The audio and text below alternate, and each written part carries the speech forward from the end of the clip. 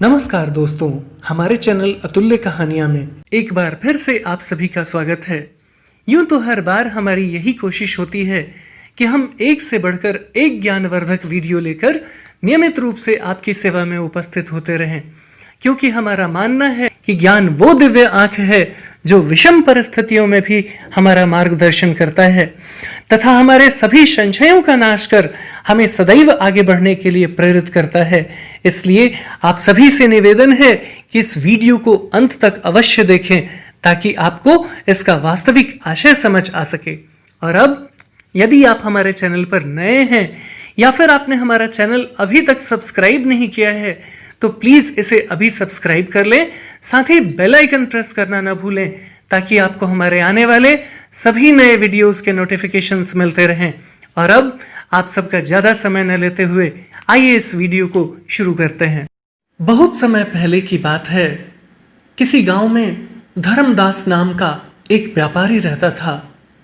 वह जितना समृद्ध था उतना ही दान पुण्य करने वाला भी था। वह सदैव पूजा पाठ एवं यज्ञ आदि करवाता रहता था, पर एक बार उसे अपने व्यापार में काफी घाटा हो गया, जिससे अब उसके पास घर परिवार चलाने लायक भी पैसे नहीं बचे। अब उसे समझ में नहीं आ रहा था कि वह अब करे तो क्या करे, जाए तो कहां जाए। तभी एक दिन उसकी पत्नी ने उसे एक सुझाव दिया। उसने कहा कि पड़ोस के नगर में एक बड़े सेठ रहते हैं।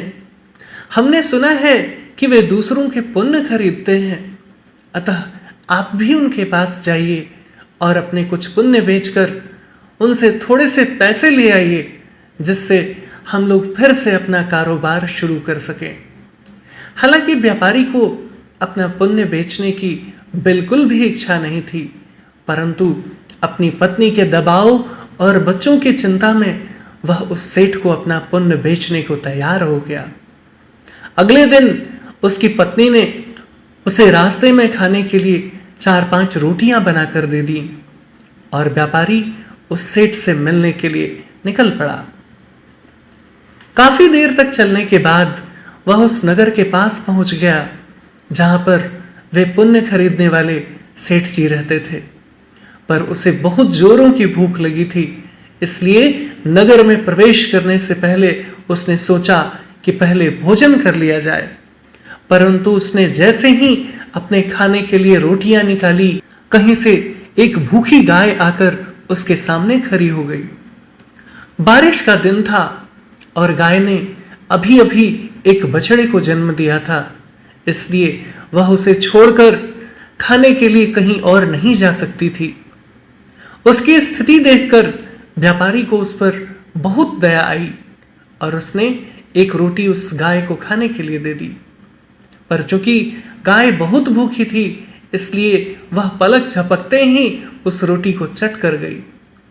पर वह अब भी भूख से व्याकुल नजर आ रही थी, इसलिए व्यापारी ने पहले दूसरी रोटी, फिर तीसरी, चौथी और इस प्रकार उसने 5 रोटी उस गाय को खिला दी तथा खुद केवल पानी पीकर सेठ जी के पास पहुंच गया।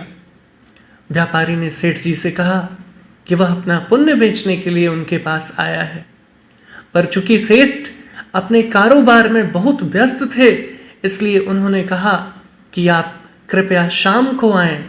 दोपहर में सेठ जी भोजन के लिए अपने घर गए और उन्होंने अपनी पत्नी को बताया कि एक व्यापारी अपना पुण्य बेचने के लिए हमारे पास आया है, उसका कौन सा पुण्य खरीदूं। सेठ की पत्नी बहुत पतिव्रता और सिद्ध स्त्री थी। उसने ध्यान कर देख लिया कि आज व्यापारी ने एक भूखी गाय को रोटी खिलाई है। उसने अपने पति से कहा कि उसका आज का पुण्य खरीद लीजिए। उसने आज एक गाय को रोटी खिलाया है और वह उसका अब तक का सर्वश्रेष्ठ पुण्य है।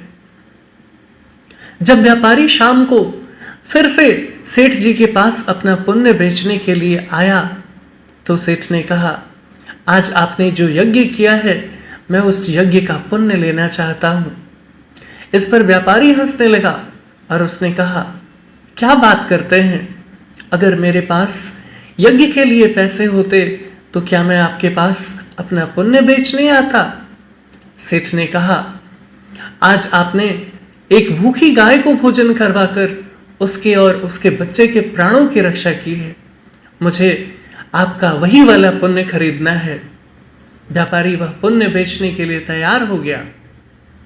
सेठ ने कहा कि उस पुण्य के बदले वह व्यापारी को उन 4 रोटियों के वजन के बराबर हीरे मोती देगा। फिर 4-5 रोटियां बनवाई गईं और उन्हें तराजू के एक पलरे में रख दिया गया तथा दूसरे पलरे में सेठ जी ने एक पोटली में हीरे जवाहरात आदि भरकर रख दिया। पर यह क्या, पलरा तो हिला तक नहीं। फिर दूसरी पोटली मंगवाई गई, पर फिर भी पलरा टस से मस नहीं हुआ।